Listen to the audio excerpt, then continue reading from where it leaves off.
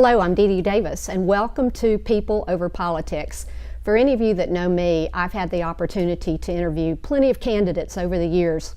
So I'll put a disclaimer out there right away, and that is that I've never met Commissioner Doug Underhill before, but I've had the pleasure of speaking with him for a few minutes before we're beginning this show, and I hope that you will get to know him as I have and what he is all about. Commissioner Underhill represents District 2 on the Escambia County Commission, and he is running for re-election. So welcome, Doug Underhill. My pleasure. Dee Dee, you may not have met me before, but just in the last couple of minutes, it's amazing. We covered a whole wide range of things just as we were talking, getting ready here. Well, you know, I think that both of us share an interest in the people of this county and what's best for the people of this county, and how we get there often varies. The road looks a little differently depending on who's looking at it, but I think that we'll both agree that we have the same mission. And I'm really, quite honestly, happy to see that you're stepping up and running for re-election, because it is not an easy job. You know, the politics part is not easy, you know, and especially when they go negative the way it has been. But the governance part, the part of actually being able to work with the people in the neighborhoods of District 2 and actually solve problems, that is so rewarding that, you know, the hassle and the ugliness of a negative campaign against me is a small price to pay for the ability to serve for another 4 years. Well, you know, we've got lots to talk about today. So let's start with, what does District 2 include? Tell me about the people that you actually represent. You know, so historically people think of District 2, the first thing they think about is Perdido Key, because that's what the press covers. But what people don't know is that District 2 covers the waterfront from the Florida-Alabama line out on the Key all the way down almost to the 3 Mile Bridge. So all of the downtown waterfront is also a part of District 2. So that grabs some really interesting neighborhoods like Beach Haven and Star Lake and Navy Point. And, you know, these are all very distinctly different neighborhoods with distinct issues. But then also, as you go up through Warrington, it goes all the way up to Mayfair. So that brings in the Satoshi Forest, Sean's Outpost issues, and a very different voter dynamic as well. So every day working for District 2 is a very, you shift gears a lot. I know you've got your hands full, and I think you've done really a good job this last 4 years. You've certainly not been there without controversy, and we'll get to some of those points in just a minute.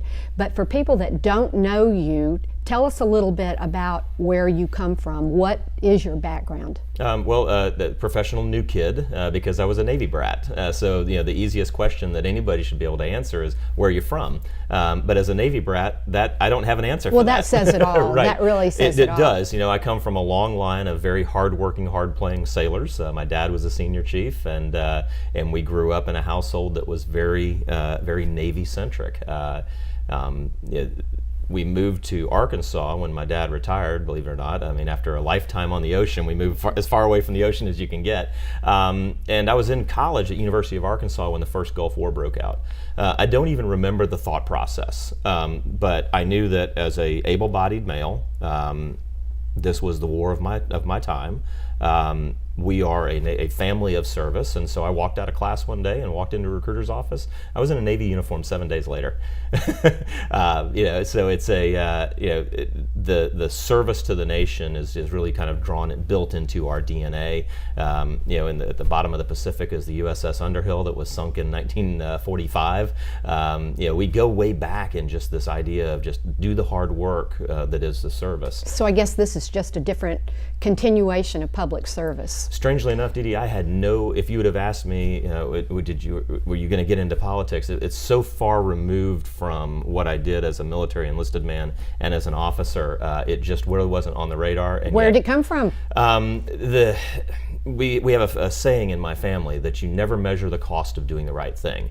Once you know what the right thing to do is, you just have to execute. And if you start thinking, well, if I do that, it's going to cost me this, it's going to cost me that, then you're not going to do the right thing, because the right thing oftentimes does bring about controversy. It does bring about a personal cost. So we saw the direction that things were going, where the people did not really have a voice in District 2. You know, everything was about, we call it Yosemite Sam, you know, with the air pistols and, hey man, it's going to be great and we're going to do this thing. And every time that I would hear, and the citizens would hear those things, they would say, well, why are you spending our money on flying to Europe, going looking for job unicorns, when in fact we have roads that are crumbling, we have public safety that's not working?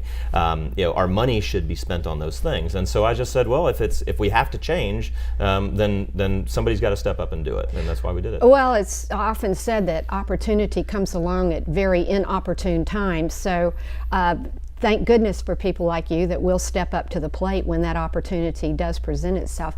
Talk a little bit, you've just kind of mentioned a little bit about maybe what's the role of a county commissioner. So if it's not going to Europe to recruit jobs, what do you do in a day? Because it's a full-time job. It is a full-time job, and which is funny because you can pull the tape from 4 years ago when I said, look, this is a part-time job.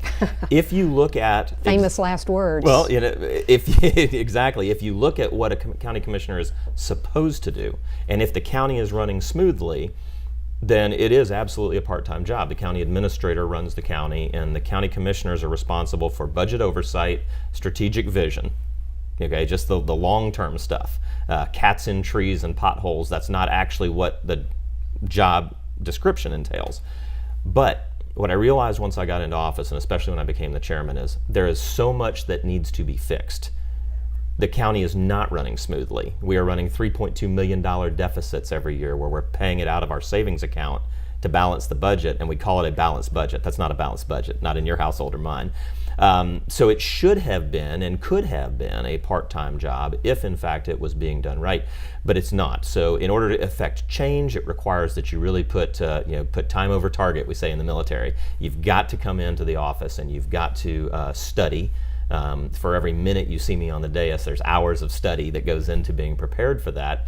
And so I ended up resigning my job. I had an awesome team of some of the best cyber professionals you've ever seen nationwide, working at Corey Station. I built that team from scratch, loved working with them, but I had to step away because it really did require my full-time attention to bring about the changes that people expect here in Escambia County. It's more than a full-time job.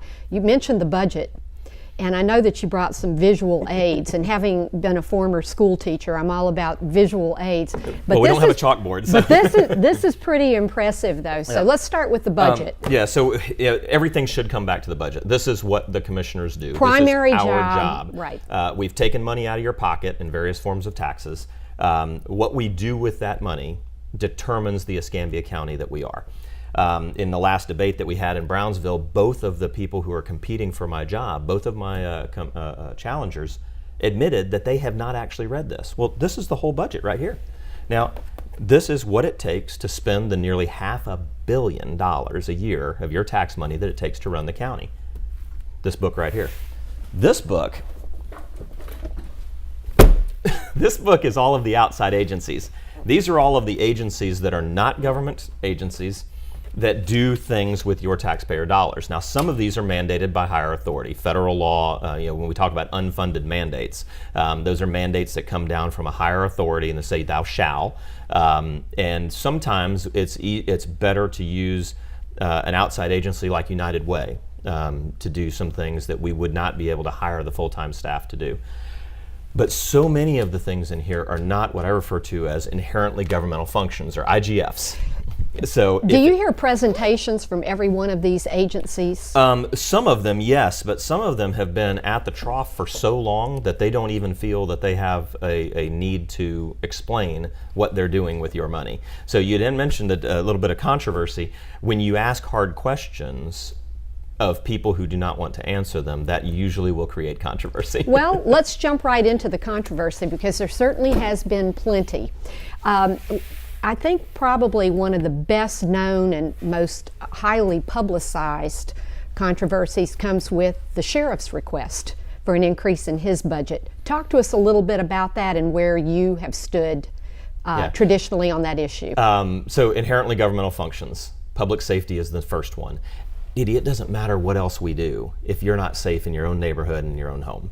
Okay, so that should be the very first thing that we spend money on. If you go back to the history of America as we stood up, the sheriff was the first person you hired. Because it's very clear that if we're not safe, then nothing else matters. So we have historically underfunded the sheriff so badly. It goes back to and really this is all about politics and personalities.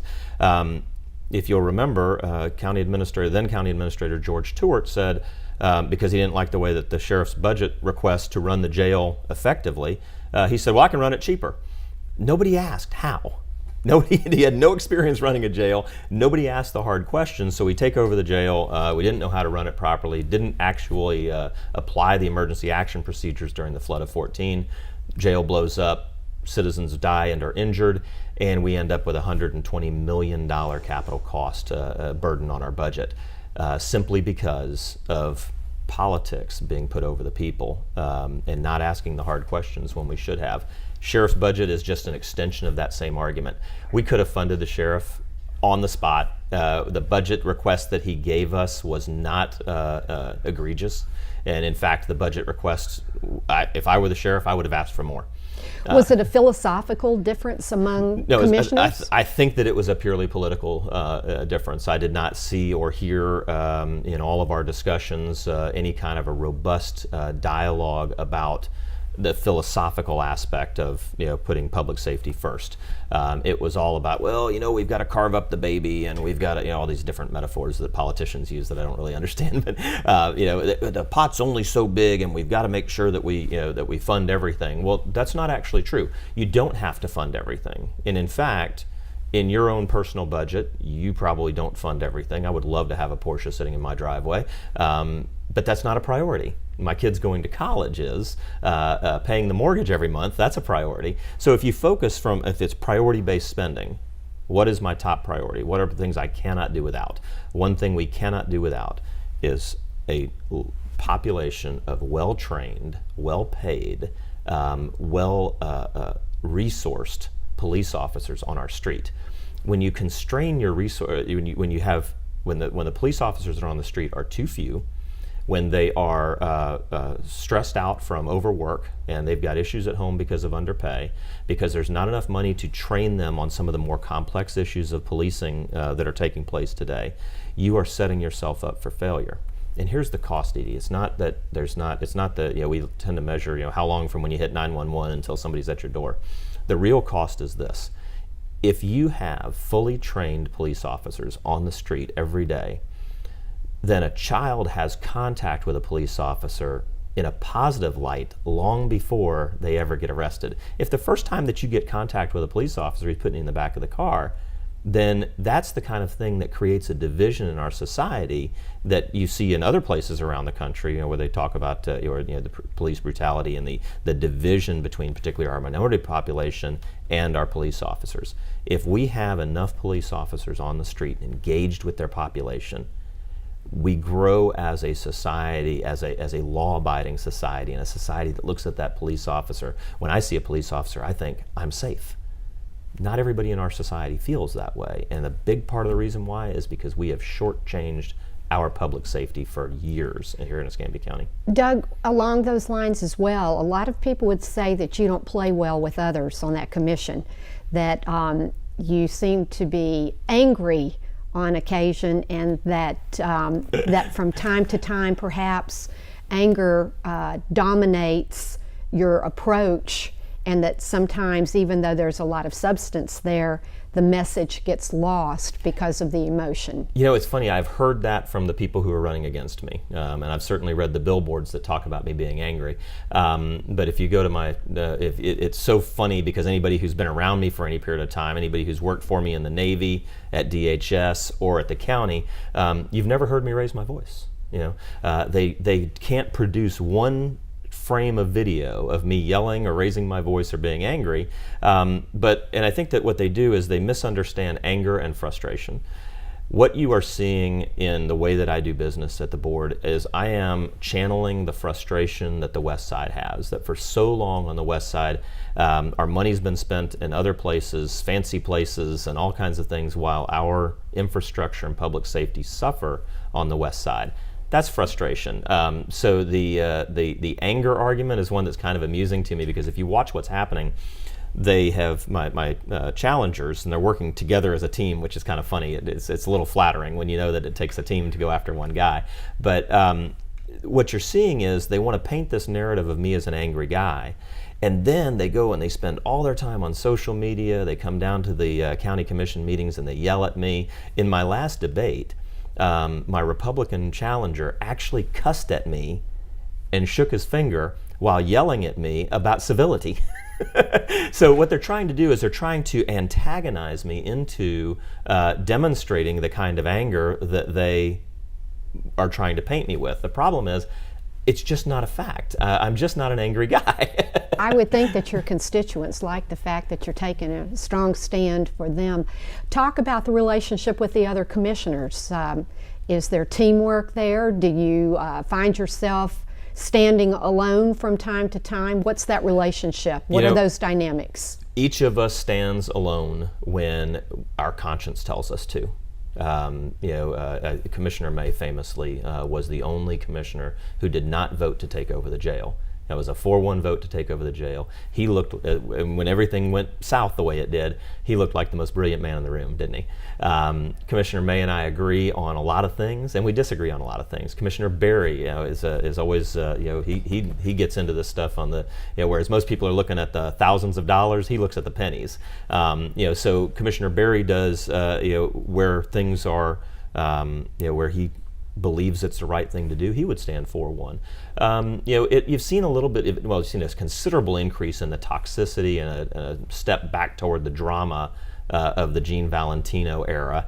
We're looking at sort of a Valentino reboot type of thing just in the last year or two. But for the most part, we actually work very well together, and a 5-0 vote is not should not be the goal of any given issue. And I think what you're seeing is, for the most part, commissioners will vote their conscience, and that's one of the beauties of the way that our system is set up, because what might be right for District 5 is not necessarily what's right for District 2. So you go back to the fire tax. We raised the fire tax so that we would have professional firefighters in every firehouse south of I-10. That was extremely important to me, because I had one firehouse in my district that had a 44% response rate. Okay, that's less than that's less than flipping a coin over whether or not they would show up. And it's not their fault. It's just that the population had grown so much in my district that the old volunteer model just didn't work. The volunteer model is working exceptionally well still up in District 5. So Commissioner Berry stood alone voting against that gas tax, the tax for the firemen, because that was what was right for the people that he represents. I must admit, though, that it seems like over the last few years, even though there has been very spirited debate and discussion amongst the 5 of you, I've seen a lot of 5-0 votes that I never thought would go that way. So I think that there's something to be said for being emotional and passionate about the people that you represent, because a lot of things do come out and in the end serve the entire public. That's pretty noteworthy, in a better way. Because a consensus is built through a passionate, spirited, informed debate. Think back to the flag issue, the rebel flag issue. That was something that got played around with as a political football. This board, minus Burgash, this board solved that issue. And you had the ones that there were 2 different sides of the story. Me, as a military person, came in with a very different opinion about it, which is the American flag stands alone among all flags, and that's the only flag that's appropriate to fly over our government buildings, except those that are also Florida state funded. That should have a Florida flag. So it was a change to the dialogue, and as a result, this very contentious issue, which, by the way, many communities end up throwing bottles at each other and getting in physical confrontations. That very challenging issue, this board, minus Commissioner Burgash, he wasn't on, and I don't mean to point him out, except that he wasn't on the board at the time. When you talk about how did the rest of us get along, we solved the hard problems, not by pandering to one another or in some backroom deal, but right in front of the people, right in front of the cameras.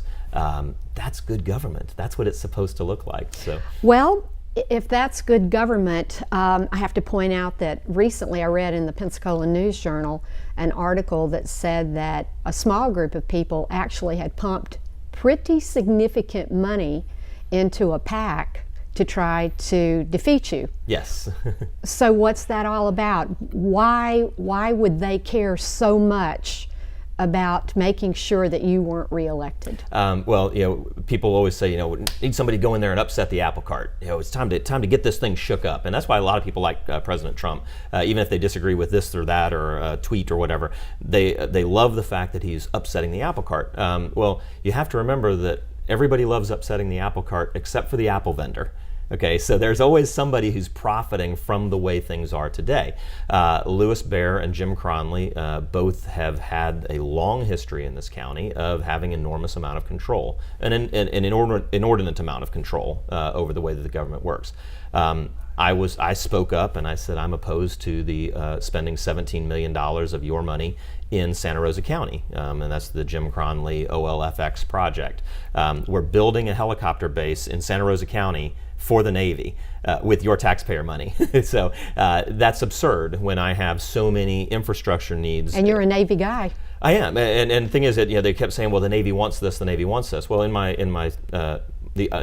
other job is that I'm a reservist in the Navy. I'm a commanding officer of a Navy Reserve unit in North Carolina. So once a month, I'm a commander for a couple of days, and so when I was hearing all of this, that the Navy said this and the Navy said that, I kept asking, show me the officer with the authority to say that who said it, and nobody was able to produce this guy because he didn't exist. No, this was a purely indigenously built idea. They wanted to get their hands on the property next to NFCU, and the only way to do that is a land swap with the Navy. So I had the misfortune of being the one who stood up and said no to men who are not accustomed to being told no. And so here I remember my father would say this, that when you treat men of privilege fairly, they believe that they are being oppressed. Yeah, and that's exactly, if you've never heard no before, the first time you hear no, it hurts. And so actually, Jim Cronley had told me that if I'll get on board and play ball with this, I'll never have to worry about another campaign season. Which I said, well, I'm not a ball player. So that brought about that angst. Now on Lewis's case, and these are the two guys that are paying for all of the hateful billboards. In Lewis's case, you know that for a fact. Oh yeah, it's very clearly documented because political action committees, while they're legal, they have to disclose where their money comes from. I was the one who stood up and said that we need to have reasonable constraints on alcohol consumption in public out on Pensacola Beach, because the worst thing that could happen to our beaches here in Perdido and Pensacola Beach is to become like Panama City Beach. See, we don't have to wait until there's a shooting on our beach on YouTube that goes viral to make a decision. We can actually get ahead of these problems by learning from the mistakes of Orange Beach and Panama City Beach by putting in reasonable constraints that make for an environment where the part of our population that wants to go out there and find a new date can find a place to go and be rowdy and loud. Something for everybody. But it also has to be safe for a Christian family of 4 with 2 little toddlers, and that's what we were trying to achieve. Now, Mr. Bear was very adamant about that he would not support any constraints on the consumption of alcohol. That's a little bit out of touch. It's actually a lot out of touch, because even Anheuser-Busch, for whom he is a distributor, has an entire page, an entire program for drinking responsibly. Doug, this goes so fast when we're getting to know one another this way, but tell me, what do you see as the biggest issue going into this campaign? Because we're almost out of time, and I want people to know what it is that you think is really important. So the biggest issue is, who does your government work for? If your government works for the rich and powerful, if it works for those who want to spend enormous amounts of money on these projects, then you will have to come to grips with the fact that the infrastructure in your neighborhood is just not going to get taken care of.